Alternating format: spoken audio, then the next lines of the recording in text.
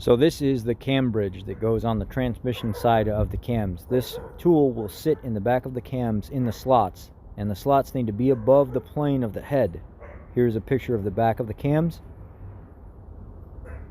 Right here on the back sides towards the left, there's two slots in the back of these cams where you can see it's got the hole where it's like an oil galley. Right there's two slots in the back of that. This tool right here is a timing peg that goes in the bottom of the block just behind the crankshaft pulley. There is a 10mm plug that you pull out, and then you stick this peg in and you run your crank up to it right here, bottom right corner. I will mark it when I come back after doing the audio on this video. You'll run the crank up until it stops on that, and then you make sure your cylinder 1 is at top dead center.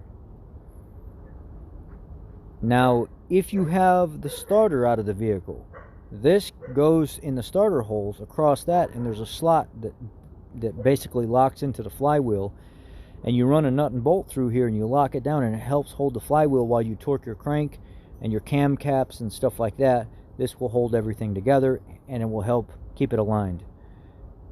Right in here, it goes across from the open hole right there where the flywheel's at. That's how it holds it.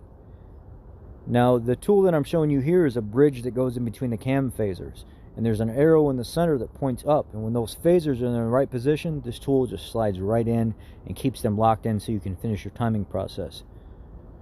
Now, this is the front of the engine. It's a little blurry because I tried to find pictures of a previous video and I couldn't, but those are the two cam phasers that tool goes in between.